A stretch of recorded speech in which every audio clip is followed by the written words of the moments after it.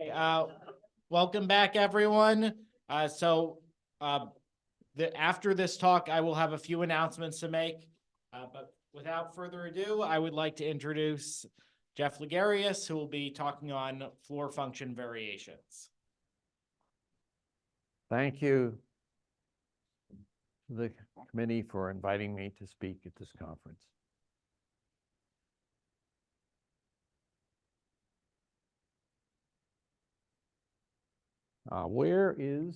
Okay. So what I plan to cover in this talk is the floor function, and there are three parts. I'll omit the third part if I run out of time. First part is on dilated floor functions. The second part is on the floor quotient partial order, the divisor, and then I'll have some preliminaries about the divisor order and comparison. And the third part is on the family of A floor quotient partial orders. This is all joint work with David Harry Richmond, the University of Washington. We have two papers in the Acta Arithmetica on the dilated floor functions. And we just published a paper on the floor quotient partial order, and the A floor quotient partial orders was posted on the archive this week. The floor function. The floor function is a method of quantization. It rounds a real number x downwards to the nearest integer. And as we know, the famous quote of Leopold Kronecker, "God created the integers, all the rest is the work of man," which you can find in an obituary paper by Weber and Mathenellen, 1893, in the original. There's a book edited with commentary by Stephen Hawking, "God Created the Integers," based on this, which is a collection of English translations of important works in the history of mathematics, including Archimedes, Newton, Gauss, and Riemann. Two papers of Riemann, one on the zeta function, one on the Riemann integral. Therefore, the floor function is taking us back to the creation when there were only integers. So it's the substrate of a lot of number theory. So now I would like to discuss dilated floor functions. So a dilated floor function will have a f sub alpha of x will be the floor of alpha of x for a real number. The fact that the floor function encodes lots of interesting stuff has to do with the fact that its Mellin transform is essentially the Riemann zeta function scaled by 1 over s. And the dilation being the multiplicative group, it's preserved by the dilation action simply puts in a factor of alpha to the minus s.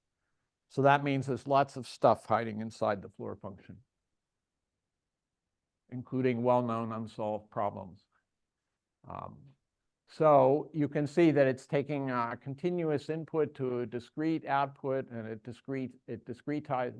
dilated floor function discretizes at the length scale alpha inverse.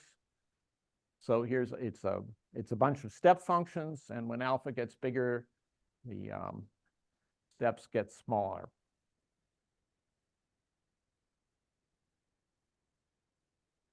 If you operate on dilated floor functions by composition, so this is about the third paper, in general, when the compositions of the floor functions, they do not commute under composition.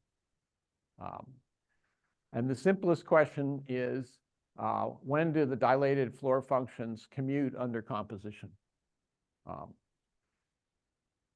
And the answer is, they commute if and only if alpha equals beta, because that's true for any function. You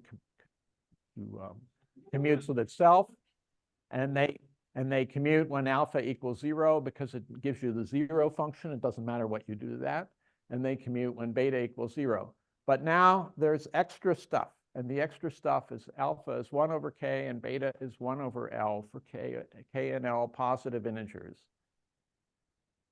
They commute exactly in those cases.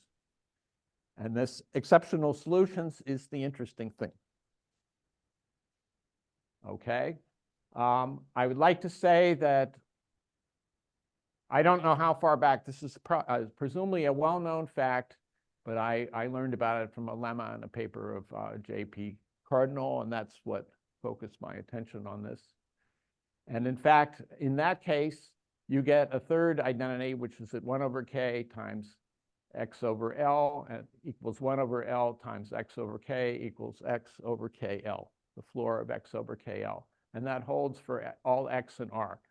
And these floor functions are an important combinatorial substrate in a lot of different places. And the one I noticed most recently is they play an important role in certain K-theory computations for computing the symptomic cohomology of Bott, Morrow, and Scholes for blah, where K is a perfect FP algebra, proved initially with various homotopy theory calculations, but this author has shown you can reduce it all to computations, and that identity plays a crucial role in the calculations.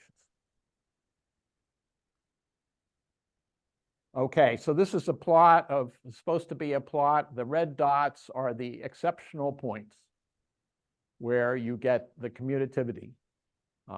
Anyway, this paper proving it all, the interesting thing about the paper was that the interesting examples were noted by Cardinal, and what our paper showed was there wasn't anything else. So the first job was to check, was there anything else? Okay, the next thing is, this is the second paper. This is the two papers we had were written on to try to understand the nature of those exceptional solutions. We might try viewing them in a more general context. And the more general context is, let's relax the equality to an inequality. So let's look for the dilation floor functions that satisfy a one-sided inequality where f alpha composed with f beta of x is greater than or equal to f beta composed with f alpha of x for all x. That is, when does the commutator function greater than or equal to b greater than or equal to x for all x in R, or when is alpha beta of x greater than beta alpha of x hold for all x in the R. So now I'm going to give you the answer given in these two papers. So this is the answer by a picture. So the answer is everything that's not empty is where the equality occurs. So there are 4 quadrants. In the second quadrant, you get everything. And in the fourth quadrant, you get nothing. It reminds me of the motto of the Spartans. We give you nothing. We take from you everything. But the Spartans are no more. Okay, so all the interesting stuff happens in the first and third quadrant. And I describe it on the next 3 slides. You get and the answer in the first and third quadrant consists of a bunch of one-dimensional algebraic curves, real algebraic curves, plus some isolated points. So the one-dimensional families in the first quadrant are vertical lines at alpha equals 1 over n, and there are lines with integer slope k bigger than or equal to 1 passing through the origin. And then the interesting one is an infinite set of rectangular hyperbolas passing through the origin. Now I'm going to go back to the previous slide. You should never do this in talks. But okay, there's some little thing in here that I can point. Okay, here's one of these rectangular hyperbolas. Goes through there, keeps going. The analysis in the first and third quadrant is entirely different. The fact that that some of the hyperbolas glue together is an extra feature. Okay, in the third quadrant, you get more rectangular hyperbolas. You get these lines with the slope now bends. It's slope 1 over k, not slope k. And there are also a bunch of vertical line segments hanging down like bats from the x-axis. They're always a finite length. And sometimes below them, they stop, but there's a little dribble of rational points isolated rational points below them, always finitely many on each one. Finitely many mostly is 0, but okay. So these are the three-dimensional isolated points. It's an empty set. And one reason to do this was because I believe one-dimensional non-negativity inequalities of anything like that will turn out to be useful for something. They're useful for proving inequalities. And the second thing is what happens to the exceptional set in the equality case is that it now appears, it always appears on one of the one-dimensional lines.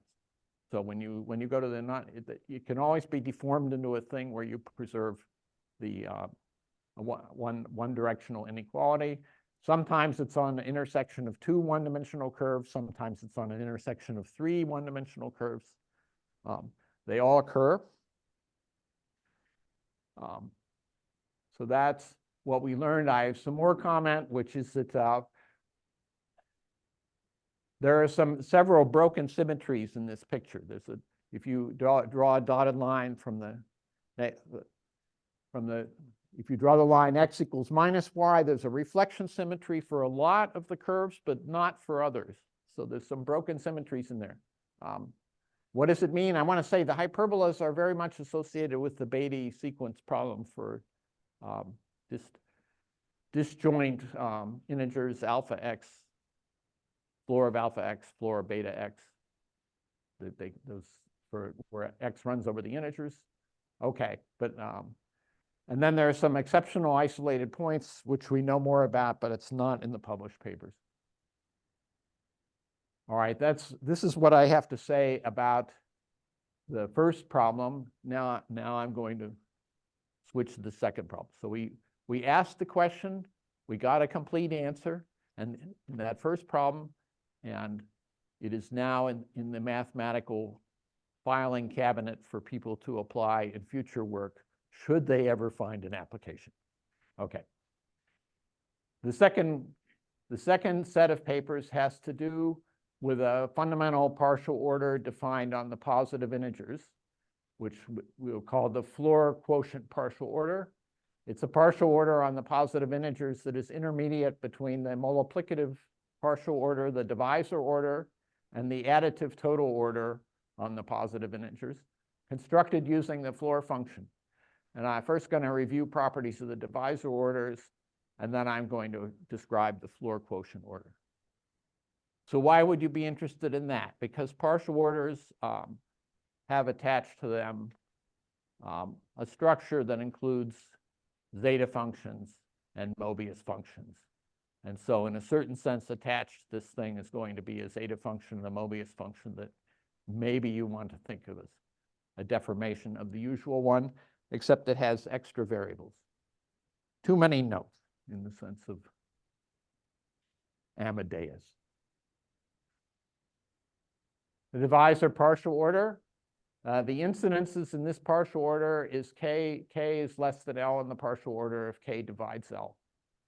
Now, an interval in a partial order is all the values in the partial order that are between a lower value bound d and an upper bound n. So the divisor interval will be all k such that d divides k and k divides n. And that interval will be completely empty if d does not divide n. Otherwise, it will certainly contain d and n and some other things. The divisor initial interval d of 1n is all the integers k that divide n, and as we know, it has tau of n elements, where tau of n is a divisor function, which is little o of n to the epsilon. So now I review some partial order theory. The divisor order is a really nice partial order. It's a distributive lattice. The lattice part consists of a join function for two elements, which is the least upper bound of the two elements. It has under division. So it's the LCM, a meet function, which is the greatest lower bound, the GCD of the two numbers. And the two operations distribute over each other with some identities. And in addition, going with this, the divisor function order has a rank function R of n, which is big omega of n that counts the number of prime divisors of n with multiplicity. So we can stratify that partial order into things at the bottom. There's 1, and then the first layer of rank 1 are all the prime numbers, and the second layer are all the numbers with exactly 2 prime divisors. And the rank in this is the length of the shortest chain of covering elements from 1 to n. The divisor partial order has some internal symmetries. It has 2 internal symmetries that I want to talk about, which is the initial interval has a duality involution which maps k to n over k, which is order reversing. And that operation also switches join and meet operations. So all divisor initial intervals are self-dual with respect to this. I think there's a word Galois connection connected with that map. And the divisor intervals also have a self-similarity property, namely the divisor interval from D to N is order isomorphic to the divisor interval from AD to AN. That mapping is saying I map the DAD to A. Okay, yeah. Now, the theory of partial orders was formalized by Giancarlo Rota as an extension of the earlier formalization done for lattice theories by Birkhoff, the original theory in the 30s of Garrett Birkhoff. And he said, let's do it for arbitrary partial orders. So an incidence algebra of a partial order is a set of all complex valued functions mapping the underlying subset n cross. In our case, it's the positive integers to the complex numbers with the operation of pointwise addition, scalar multiplication, and a convolution operation, which is defined there as f star g of dn is for everything inside the order interval. And this algebra is a non-commutative associative algebra with a unit element, sort of the zeta elements. It's zeta dd is 1 and it's 0 otherwise. And then the zeta function attached to the divisor order of zeta dn is 1 if d divides n and 0 if d does not divide n. There's a Mobius function that goes along with the zeta function. The 2-variable motive function is the convolution inverse of the zeta function on n plus inside the incidence algebra. Now, what's interesting about the Mobius function that goes with the divisor order is because of that self-similarity property on the divisor intervals, you can always factor out the GCD, and mu of dn will then be equal to mu of 1 n over d, and that will be just the ordinary Mobius function value at mu of nd if d divides n and 0 otherwise. So in this case, the 2-variable Mobius function in effect simplifies to a 1-variable function. Okay, the Floor quotient partial order. So this is the interesting feature. A positive integer d is the Floor quotient of n if d is the floor of n over k for some integer k. And here the integer k might not be unique. And we will write d is less than or equal to n whenever d is the floor quotient of n. The name floor quotient comes from a 4th grade elementary textbook. It was a division without remainder. If d is a divisor, d divides n, then d is automatically a floor quotient of n. And the floor quotient obviously respects the additive total ordering. D will be less than or equal to n if it's a floor quotient. Okay, so the main theorem to start out with is the floor quotient relation actually defines a partial order, which I will call curly q or q1 on the positive integers. So there's reflexivity, anti-symmetry, and transitivity that you have to check to get a partial order. And reflexivity is immediate and anti-symmetry is immediate. And transitivity is an interesting property. So that's the whole thing. And that is exactly that floor quotient identity. So that is what that floor quotient identity is, is the observation of cardinal. And this was cardinal's observation exactly here with an integer in here. So the thing is, when I saw the cardinal paper, then you will know from other number theory, wait, if it works for every integer in this case, then you can check it must work for all real numbers also. Okay, and so you could ask the question of what was being preserved for commutativity on all real integers. But for the, what's that?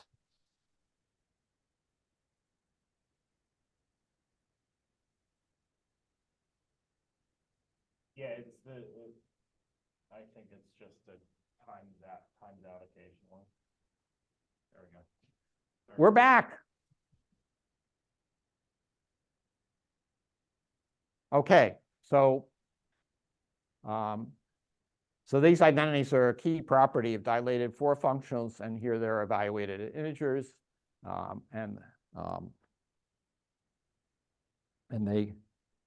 they remain true, replacing the integer n with a positive real number. So now I describe what you get from this thing as a positive order. So basically, not good.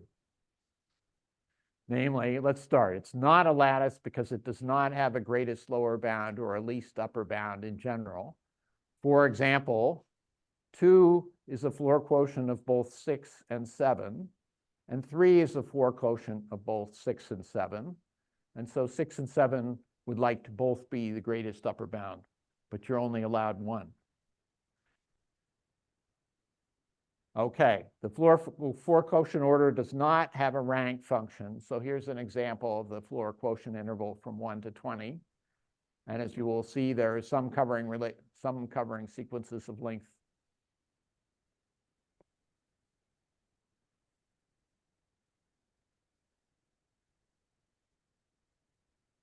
Am I wrong? Yes, 1, 2, 5, 10, 20 is of length 4. So there's a covering length interval. You want all the covering paths to have the same length in order to define a rank function. Okay, on the other hand, there is some interesting structure preserved for the floor quotient order, and that has to do with this duality involution. So when we're looking at the initial intervals of the floor quotient order, and they have some structure preserving the divisor order, but they have many more divisors. So what's interesting in this is you've sort of thickened up the set of things you're going to call divisors, and you're paying a certain price for that. But there's an extra structure, which is this duality involution, which maps the interval 1 over n to 1 over n that takes phi n of k to the floor of n over k. So by definition, that map has initially the additive interval 1 over n, but its range is clearly the floor quotient interval 1 over n, since everything you get is the floor quotient interval. And now the very nice thing that happens is if you restrict that map phi n to make the domain the floor quotient interval 1 over n, then you get a bijection. And that bijection is also an involution. When you compose it with itself twice, you get the identity map. Okay, and this observation, Cardinal, by the way, is doing something else in his paper, which is much more interesting, because what he does in his paper connects the problem to the Riemann hypothesis. But I'm omitting that in the talk. You'll have to go look at the paper.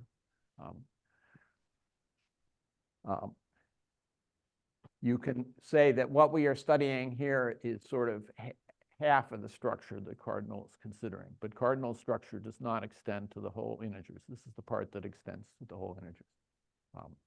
You can take that initial interval and you can split it into two pieces, q plus of n and q minus of n, and you split it at the square root of n. So let S naught be the floor of the square root of n. And the bottom half, q minus n, which is the small part of the interval, is actually big. It consists of all the integers from 1 to S naught, so it's additive. Whereas the top part is the flip of the multiplicative structure. Q plus of n is n, the floor of n over 2, the floor of n over 3, the floor of n over S naught. And this map bijectively, phi n maps bijectively maps Q plus to Q minus and vice versa. These sets are not quite disjoint. They are either disjoint or else they overlap in the single element S naught. So in particular, this Floor quotient interval has twice the square root of n plus or minus 1 elements. It actually monotonically increases its size as you increase. It's a non-decreasing function of n, and it goes in blocks, half a block where it has no intersection, and then it jumps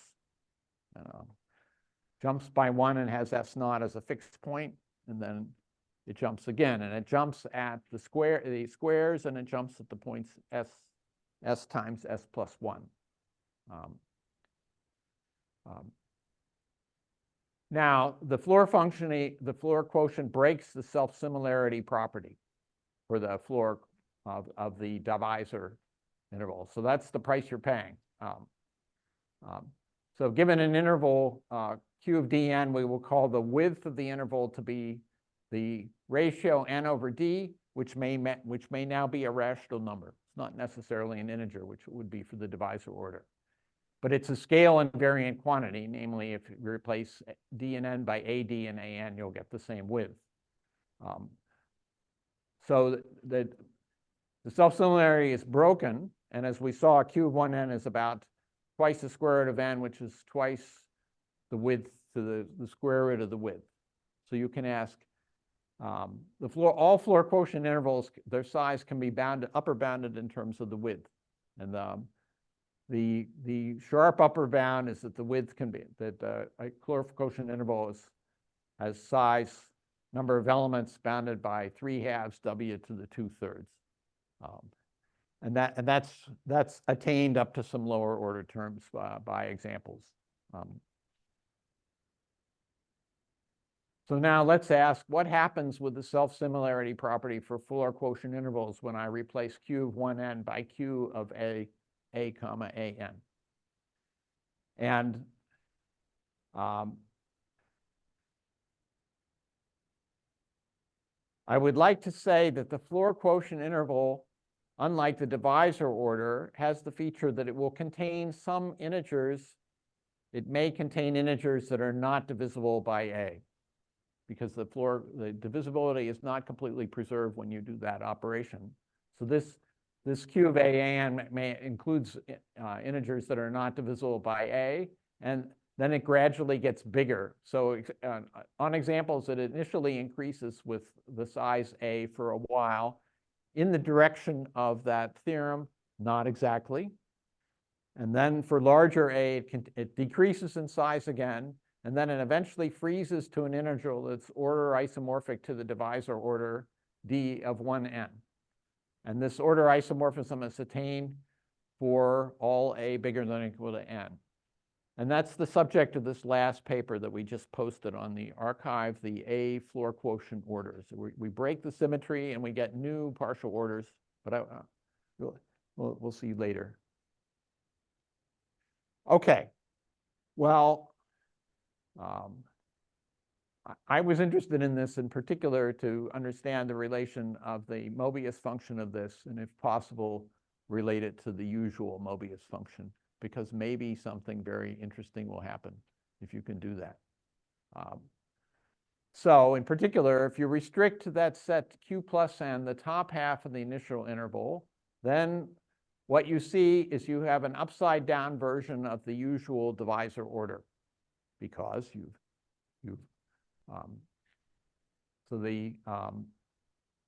so in particular, the mu floor quotient for n over k and n over j will exactly equal mu of jk for the divisor order, which is the ordinary Mobius function. And that's true as long as j and k are less than the square root of n. So we have a top half of this ordering that's behaving as an order reversed version of the divisor order. And the partial order on the bottom half, q minus of n, that has many, many more incidence relations than the top half of the order. You could say that it's kind of like the additive order, but it's actually got a lot of pieces missing because it has copies of smaller version of the floor quotient order. And therefore, if you want to figure out what the Mobius function is doing, you'll need to do computer experiments. And I will say that this Mobius function has a recursion that is more like the Mertens function than the Mobius function. Its terms sum over chains. So there's a formula for the Mobius function in terms of sums over chains of a partial order. They contain a subsum that behaves like the Mertens function. And in Cardinal's paper, the Mertens function plays a crucial role. So the Mertens function is partial sums of the Mobius function, so that there's a misprint, should be mu of n in the sum. And the Riemann hypothesis is equivalent to the bound that the Mertens function should grow like x to the 1/2 plus epsilon. So here's a little plot of the Mertens function up to 10,000. And the red lines there, I think, are twice the square root of n. So it's initially growing slower than the square root of n. This led to the Mertens conjecture, which was eventually disproved by Odalisco and Tarila, who showed that the Mertens function eventually will get outside that envelope there by a smidgen. Okay, so here's a plot of what the floor quotient Mobius function does up to 10 to the 5th. Remember, the usual Mobius function takes values plus or minus 1. And what we are plotting here is mu of 1 comma n. It's a two-variable function, but we'll do it on the initial interval, and we will take the extreme values in the initial interval, which is mu 1 comma n. And it starts out being plus or minus 1 or 0 for a while, but then it stops doing that and starts getting rather large. And it's getting, if this plot is to believe, it's getting to at least the order of the square root of n. Well, that's what the plot up to 10,000 says. So let's look at it at the plot at the 10 to the 7th. Okay, so that the 10,000 was down here, but now it suddenly turned around and went crazy. And how crazy is it? Well, it's growing. If you believe the picture, it's growing like n to the 0.62. Well, now you might ask, well, how fast can you grow? Well, here is kind of a really crude bound, which has a relatively easy proof. It's true in general, that if you take the Mobius function, then on any interval mu1 dn, the value of the Mobius function is bounded by the width to the power alpha naught, where alpha naught is the root of zeta of a naught equals 2, and it's about 1.729. But at least it shows it grows no faster than a polynomial as a polynomial power of n. Well, we got that bound early on, and we never did better. But I will show you. But we are able to show the following theorem, which at least explains a bit what you're seeing in the picture, which is to say that the value mu of 1n has infinitely many sign changes. And the way this occurs is you can prove that if it's got one sign at a value L sub j, then it will eventually flip its sign by the time you get to twice Lj squared, which is an enormous gap.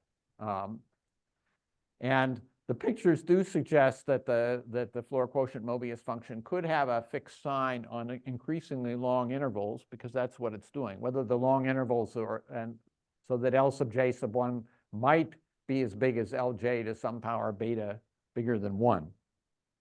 That's consistent with the pictures.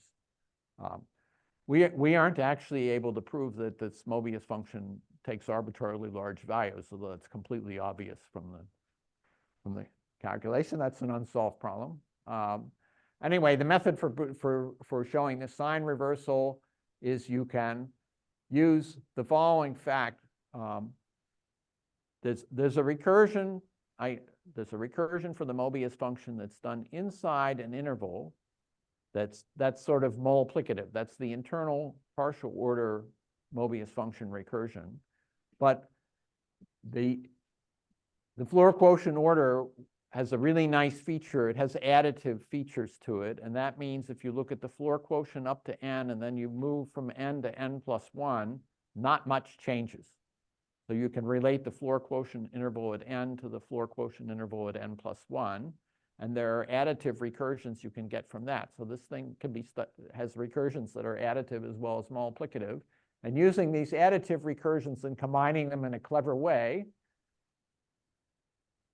you can take this point mu1 of 2t squared minus 2, and you can express it as a bunch of stuff, which is that the point is that everything on the right-hand side involves only values of that Mobius function between t and 2/3 t squared. But it has all minus signs. So it says, if this thing insists on being positive on a really long interval, then eventually everything else on the right side is going to be minus.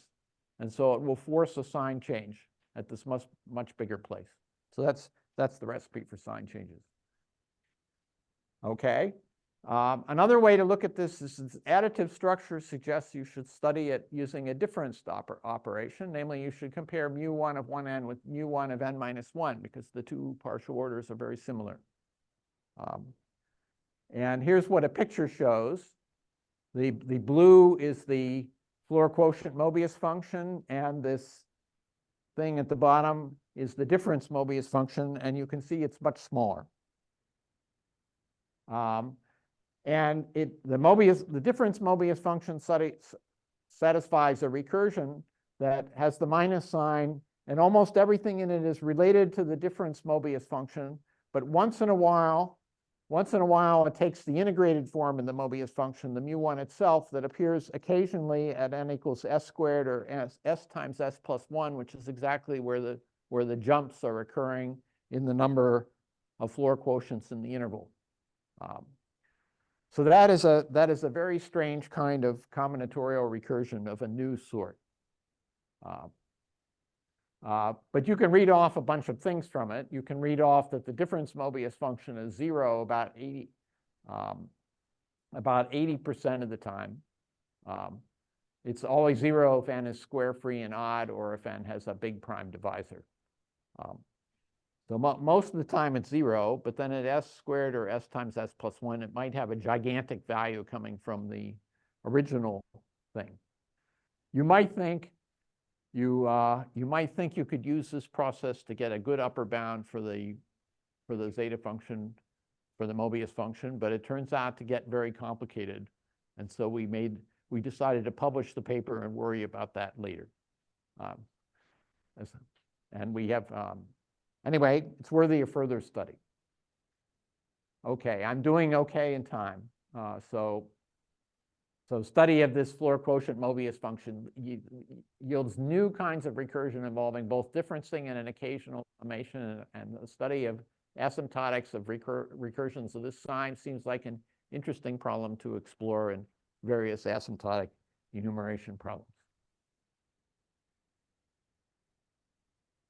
That's almost all I have to say about the floor quotient. I have some stuff at the end. Now I will talk about the family of A floor quotient partial orders.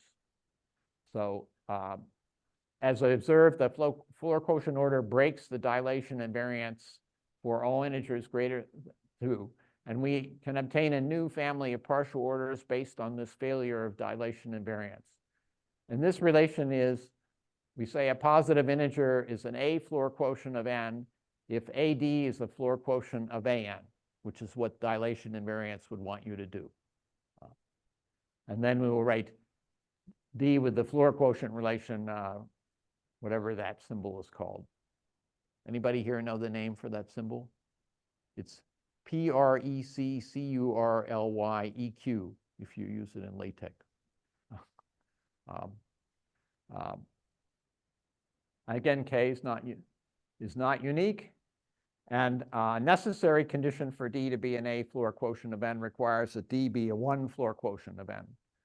This is a new partial order. It's not the same as the A floor quotient. It's not the same as the floor quotient. But the partial order property is directly inherited from the 1 floor quotient order because it's embedded inside the 1 floor quotient order.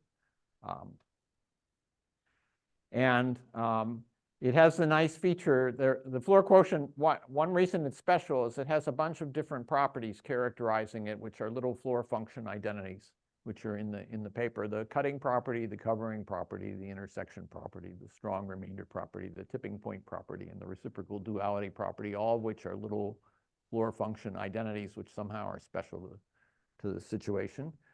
Some version of those survives for these things.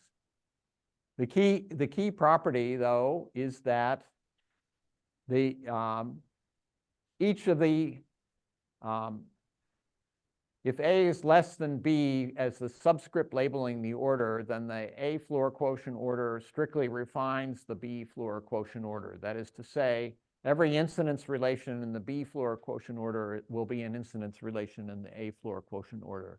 As A increases, the order gets strictly smaller. It only removes incidences at each step. It never adds any new incidences. So we get a nested sequence of decreasing sequence of order relations. And the intersection of all these order relations in the limit is the divisor partial order. So this partial orders are converging to the divisor partial order. And they aren't doing it the way the floor quotient order. The floor quotient intervals initially get bigger in size, and then they get small when you dilate. But here we've thrown away all the extra non-elements that are not divisible by A in the ordering of A floor quotients. Okay, and then you can ask, given a pair Dn, for which values A does the A floor quotient relation hold? Well, first of all, it's a trichotomy. If D is not a one floor quotient of n, then all of its A floor quotients also will not be an n. And the second thing is that if D divides n, then the floor quotient relation will hold for all A. That's because we're going to survive all the way to being the divisor order. And what happens in between is that the things that have the A floor relation form a finite interval because you never add incidences, you only remove them. So there's a finite interval, and we can say how far it goes. It goes up to the floor of n over d over this constant, which measures the lack of divisibility of n by d, which is n minus d times the floor of n over d. So those are the three behaviors of the different intervals in the A floor quotient order. And using that, you can ask how large must A be so that the A floor quotient interval from d to n stabilizes at the divisor interval d to the n. Because as we increase A, eventually we stabilize. And if it's empty, then stabilization will occur up to, you may have to wait up to the floor of n over d. But if it's non-empty, then stabilization will occur below the floor of n over d plus 1. These are just facts, right? Okay. And this is a plot of when stabilization occurs for 1 and n. For the floor interval of 1n, how far do you have to go?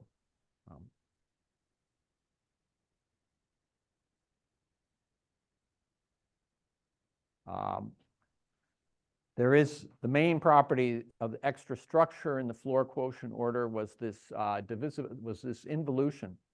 I mentioned the involution flips floor quotient intervals, but it does not. The involution does not preserve the floor quotient order. So the involution is not order reversing. It sort of wants to be order reversing, but it leaves out certain values. And worse things happen when you put in the A floor quotient. So I would say the summary is the A floor quotient relation is somehow special in being an island of regularity in the middle between the additive and multiplicative order that has a bunch of extra structure, and these series of deformations fail to have that. They get worse as you, in some ways, they get internally worse as you increase the A parameter. And we could see that if we looked at the A floor quotient intervals and how fast it decreases. It does not, the size of these intervals does not increase monotonically as n varies. So the floor quotient intervals are always of size right around twice the square root of n, and when you increase n to n plus 1, they can get bigger but not smaller. But in these cases, they can oscillate. And you can look at what happens with you split it into two intervals at the square root, you'll get QA minus and QA plus. And what happens is that duality involution breaks down. It's always injective from the big set to the small set, but the converse map does not map the small set into the big set. It sometimes maps you into things that are not A Floer quotients, but are only for small n. And you can make a heuristic model which allows you to guess how big you should expect QA plus n and QA minus n to be as a function of A in some average sense. And that's what this paper does. So here's a guess for how big it should be. QA minus of n should be twice the square root of n over a minus the square root of n over a squared. And Q plus should be of size the square root of n over a squared. And that would lead to the guess that QA of 1 over n is of size twice the square root of n over a. But we can look at the data. Okay, here is the data. So the upper curve here is twice the square root of n, and the lower curve is 1/2 the square root of n. Let's see if I got this right. Let's see. Square root of n, and these things are around the square root of n over 2, but as you see, they have quite a spread around the square root of n over 2, and the bottom thing is a lower bound that's provable. So the lower curve there is a provable lower bound on how big the size of the initial interval can be. And this is a plot where the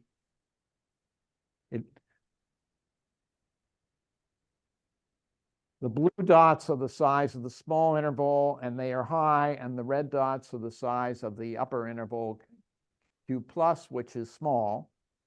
To see how big the spread and the size of the two things are in the initial data. One can rigorously prove a bound that says the average size of QA of 1 over n is given as predicted. Namely, if you take this average size, you'll get the integral of the formula I gave there with some error. The constant changes to 4/3 when you integrate. The A Floer quotient Mobius function is an obvious topic for further investigation. It is not investigated in our preprint. We make some remarks which say it's not there are some examples showing that it is not monotone, and it may be that when varying A, it may be that things get worse before they get better.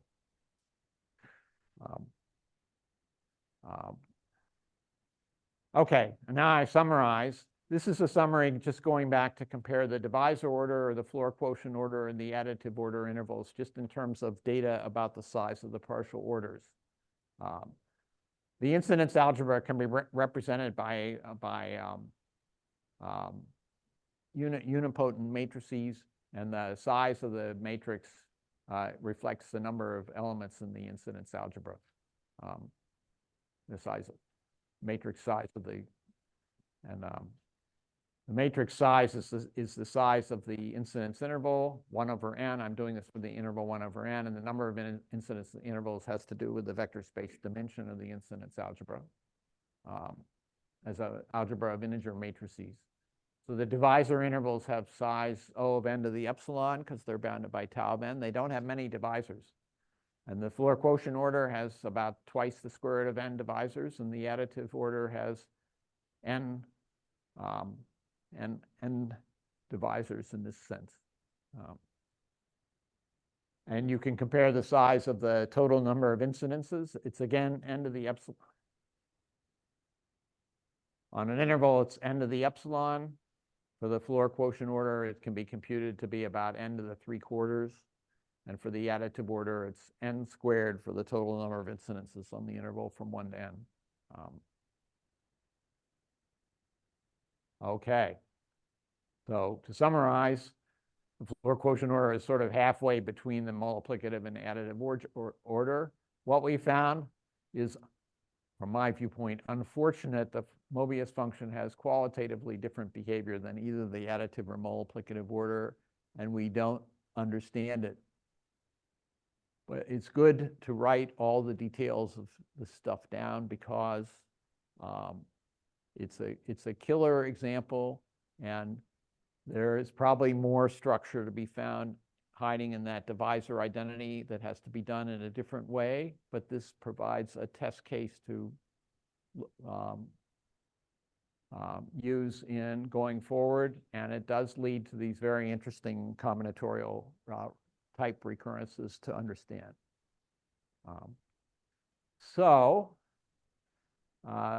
This research accumulated some facts, proved facts about the behavior of the floor function, and it's an example of frog mathematics in the spirit of birds versus frogs, as in Dyson's famous paper, which you can get in 1 minute as soon as you Google it. It was in the notices of the AMS and collected in his selected papers of Freeman Dyson from 1990 to 2014.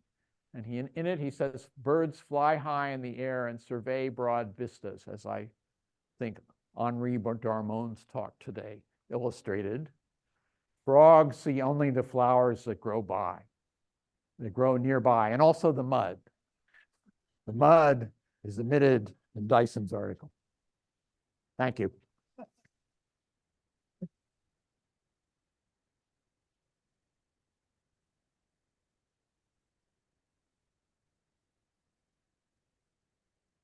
Thank you.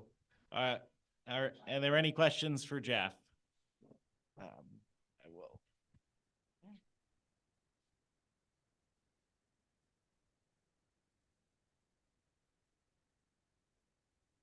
Jeff, can you go back to your two graphs on it was the plot of the two plots where one went down, but then if you zoomed out more, it went way back up I can't recall exactly what you were plotting there.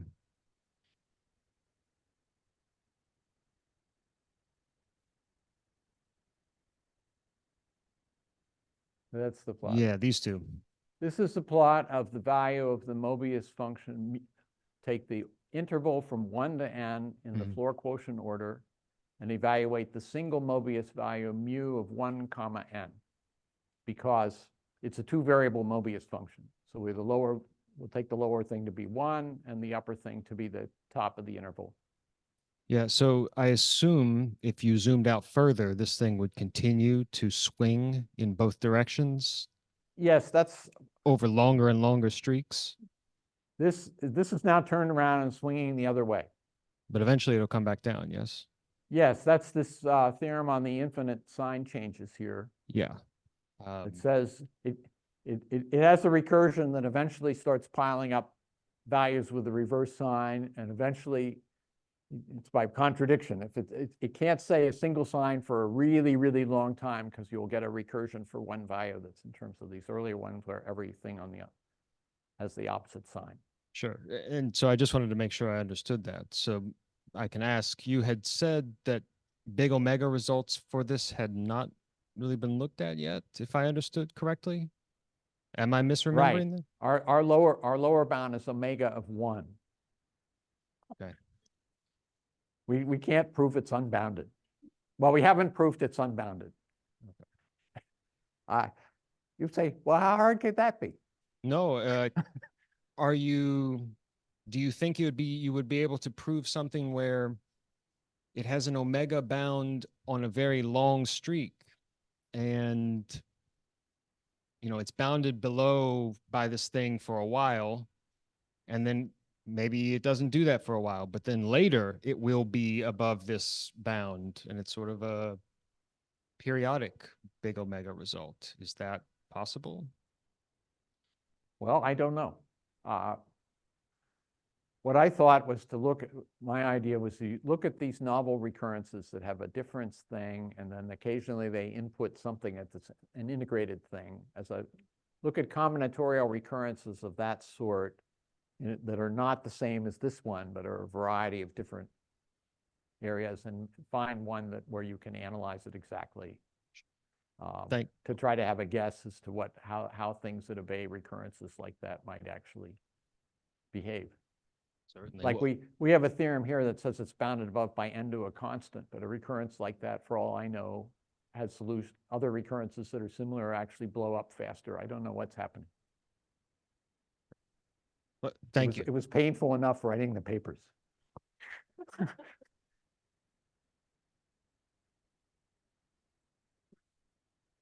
There was a slide in which you had you decomposed into a Q minus and a Q plus.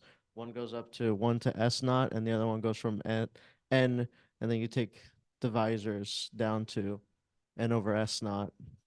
On Yeah, that so slide, this is N, yeah, N over 2, yeah, exactly. N over 3.